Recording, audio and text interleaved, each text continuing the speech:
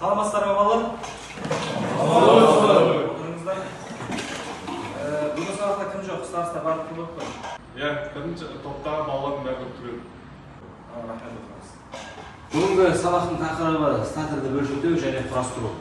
Яғни стартерді бөлшектеу және құрастырмай тұрып, біздің сабақтың мақсаты сіздерге осы стартердің құрылымын, жұмысын, принципін және қызметін түсіндіріп, сіздерге оның бөлшектерін дұрыс бөлшектеп, қайта құрастыру дағдыларын қалыптастыру.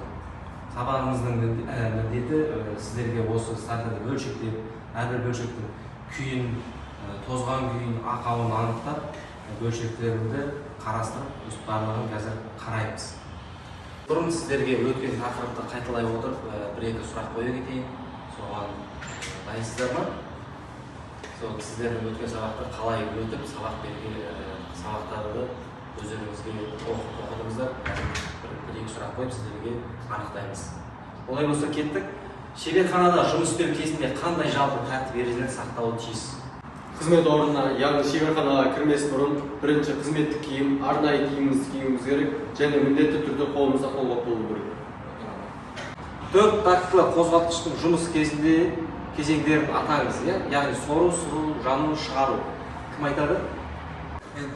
Амир айтады. Бірінші ол бізде сору механизмі, сосын сығу, жарыс болады, сосын шығару механизмі болады.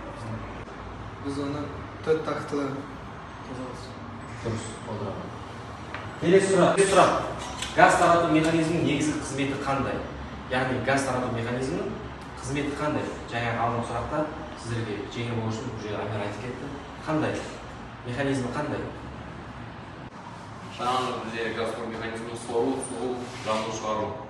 Дұрыс, отырады. Келесі сұрақ. Клапандарды құрастыру кезінде қандай құралдар қолданылады? Яғни біздің қандай құрал саймандар қолданылады? Жалпы біздің осы мамандығымыз бойынша көбіне қандай кілттер пайдаланады? Айбек айта ғой. Қандай кілттер қолданылады? Жалпы ұстауға қатысты қандай кілттер? Алдарыңызда қандай кілттер бар? наборда кілттер, арнайы. Одан кейін ключтер. Тақырыбымыз стартер. Стартер дегеніміз не? Стартер дегеніміз іштен жанатын қозғалтқышты алғашқы рет айналдыруға арналған электрлік іске қосу құрылысы. Яғни электрлік дегеніміз ең бірінші осы қозғалтқышты іске қосқан кезде қуатты қайдан аламыз? Қуатты аккумулятордан аламыз. Аккумулятор осы біздің стартерімізге жалғанып, яғни сіздер келіп, бастысы кілтті іске қосқан кезде ең бірінші қуатты аккумулятордан келіп, осы стартерге келіп, стартер арқардай айланып біздің қозғалтқышты іске қосады. Ол аккумулятордан электр қуатын алып, механикалық энергияға айналдырады, қозғалтқыштың иінді бөлігін қажетті айналыммен бұрайды. Түсіндіңіздер ме? Яғни қажетті бізге двигатель іске қосу үшін сол күшпен айналып бұрайды. Стартердің жалпы құрылысы. Жалпы құрылысы қандай? Мына жерде сіздер көріп отырсыздар, жалпы құрылысы осыдан 6 бөліктен тұрады екен. Ол сіздер алдарыңызда көріп отырғандай, біздің экранымызда көріп отырғандай құрылысы. Біріншісі алдыңғы қақпағы және артқы қақпағы. Яғни стартер алдыңғы қақпақтан артқы қақпақтан тұрады. Одан кейінгісі, екіншісі бендикс. Бендикс деп айтқанымыз міне мынау. Түсіндіңіздер ме? Осы мына бендикс басты жұмысты атқарады. Одан кейін үшіншіміз ротор. Не көрдіңіздер ме? Мынау ротор. Одан кейін төртіншіміз стартердің обмоткасы. Яғни стартердің ротордың сыртында тұратын обмоткасы. Одан кейін бесіншісі щеткасы. Мына жерде көрдіңіздер ме? Щетка тұрады. Сол щетканың көмегімен біздің роторды айландырады. Одан кейін рычаг. Көрдіңіздер ме? Жетіншісі рычаг. Түсіндіңіздер ме? Жалпы құрылысы осындай. Олай болса, сіздерге қысқаша стартердің жұмыс істеу принципін біздің интернет желісі арқылы, яғни YouTube-тан қазір сізге қысқаша қалай болатынын көрсетейік. Бәріміз бірге көрейік. Олай болса, қысқаша стартер қалай жұмыс істейтінін интернет желісінде көрейік. Көрдіңіздер ме?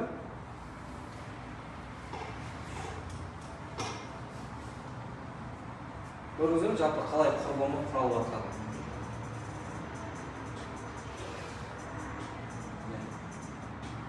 Жаңағы бендиксіміз, роторымыз, мына жерде щеткамыз. Көрдіңіздер ме? Қуат келді. Яғни оң теріс полюстерді бұғаттау арқылы жұмысқа арналады. Олай болса, біздің бүгінгі жаңа тақырыбымызды шашып жинап көреміз. Бұл жұмысқа кіріспес бұрын біз не білуіміз керек? Техника қауіпсіздігін білуіміз керек, техника қауіпсіздігін сақтауымыз керек. Яғни жұмыс басталар алдында не істеуіміз керек? Жұмыс орнын таза, жарық әрі реттелген күйде ұстауымыз керек. Яғни орнымызды дайындап аламыз.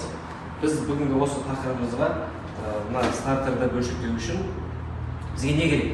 Яғни біздің стартеріміздің өзі керек. Одан кейін техника қауіпсіздігіне сай қолғабымыз керек. Арнайы киіміміз керек.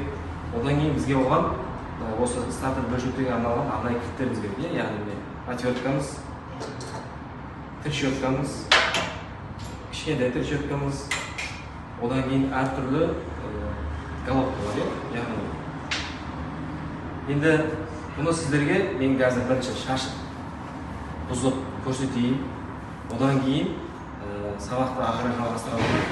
Сіздер өздеріңіз 3 топқа бөлініп, 3 топта топпен жұмыс жасайсыздар. Осы топта осы стартерді бөлшектеп, өздеріңіздің жұмыс орындарыңызда осыны бөлшектейсіздер, құрастырасыздар, ақауын табасыздар, ақауын айтасыздар. Жаңа айтылғандай жалпы осы стартердің бөлшегінің күйін, тозған күйін бәрін анықтаймыз.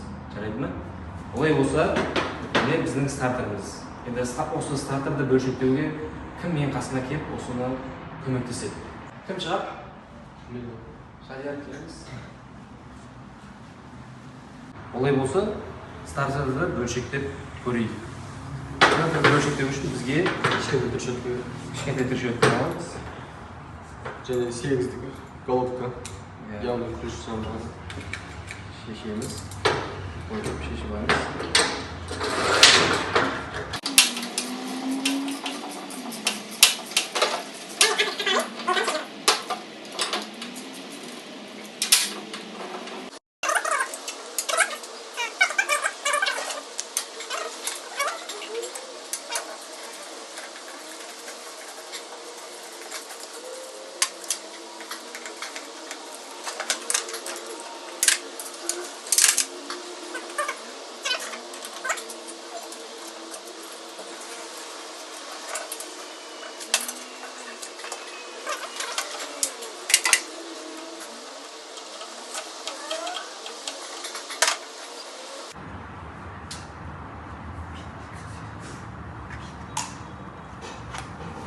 Көрдіңіздер ме?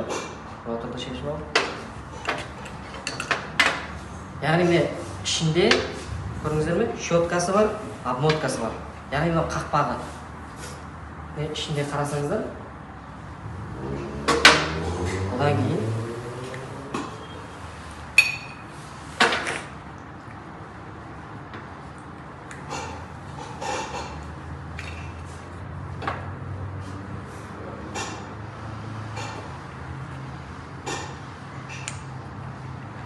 көрдіңіздер ме? Бұл жаңа бендиксі. Көрдіңіздер ме? Олай болса, Шадияр, стартерді бөлшектедік, енді бөлшектерін құрылысына қарап айтып берсең. Бұл бізде стартердің бөлшектері. Бұл бізде біріншісі алдыңғы және артыңғы қақпағы. Бұл жерде бізде 1 сантимен белгіленген. Ал екіншісі бізде 2 сантимен белгіленген бендикс. Бендикс дегеніміз бұл жерде мынау бізде. Ал үшіншісі бізде ротор, 3 сантимен белгіленген. Ротор дегеніміз мынау. Ал төртіншісі стартердің обманкасы 4 сантимен белгіленген. Обманка ол мына жерде тұр, стартердің ішінде. Ал бесіншісі бізде щетка. Щетка дегеніміз стартердің ішінде артқы жағында болады. Мына жерде 4 щетка тұр. Бұл бізде алтыншысы реле, 6 сантимен белгіленген. Реле дегеніміз мынау. Олай болса, балалар, бөлшектеген стартерімізді қайта жинаймыз. Енді жинау процесін қарап отырыңыздар.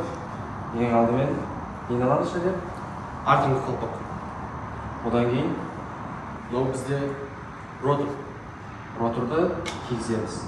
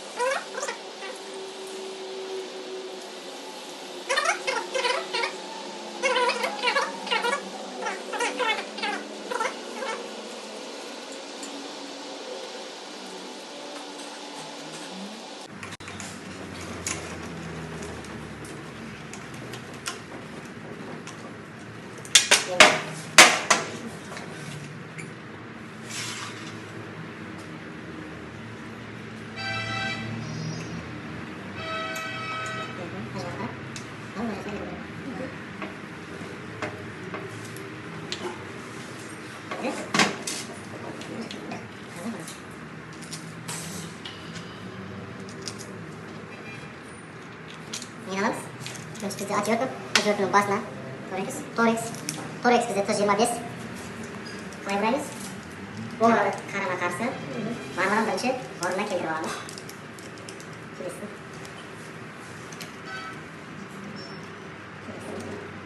Ben кезекпен karama karşı yani kesip bırak kısılıp kalmak için. Düşündünüz mü?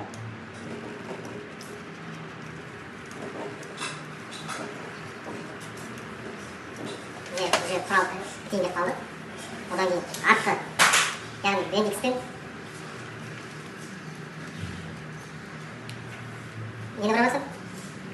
Бұл бізде ремен шөкін арасын. Екеуін яғни қатып бір-біріне қатып жатыр.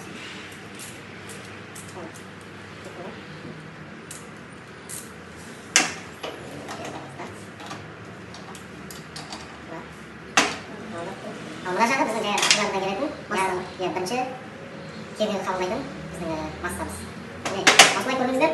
Қазір енді барлығымыз 3 топқа бөлінеміз. 3 топқа бөлініп, осы стартерді бөлшектеп, қайта құрастыру және ішіндегі ақауымен күйін осы стартердің бөлшегінің тозу қозғалуын бәрін ақаулап анықтаймыз. Олай болса, 3 топқа бөлінейік.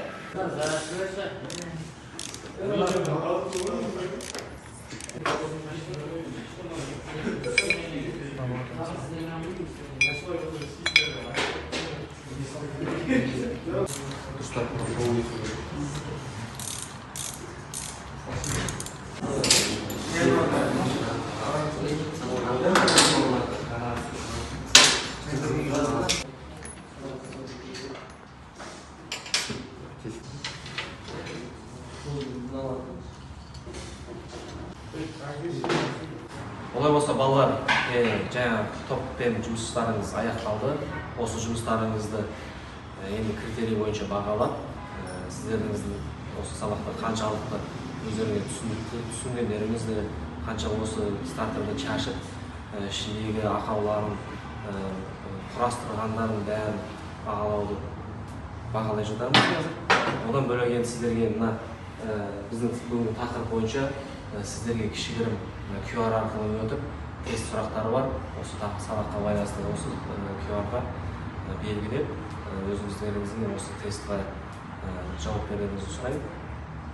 Бүгінгі енді осы сабақты қаншалықты түсіндіңіздер, қалай ұқтыңыздар, қалай осы старты шашып, жинау, яғни бөлшектеу, бөлшегінің ақауын қарау, анықтау осы жұмыстарды қаншалықты игердіңіздер, осы QR-мен өтіп, тест сұрағына жауап берулеріңізді сұраймын.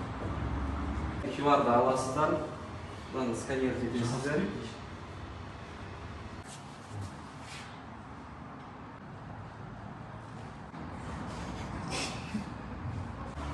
Олай болса балалар, бүгінгі сабақ бойынша сіздерге түсінікті деп ойлаймын. Енді сіздерге үйге тапсырма, осы стартердің құрылысын жаттап келу, одан кейін келесі сабақта қайталау жүргізген кезде осы стартердің құрылысы бойынша 3-4 сұрақ қойылып, соған дайындалып келіңіздер. Осымен бүгінгі сабағымыз аяқталды. Рахмет сіздерге қатысып, атсалысып отырғандарыңызға. Енді осы стартер бойынша, ары қаратай осы электр жабдықтары бойынша сабақтарымыз ары қаратай толығырақ бола береді.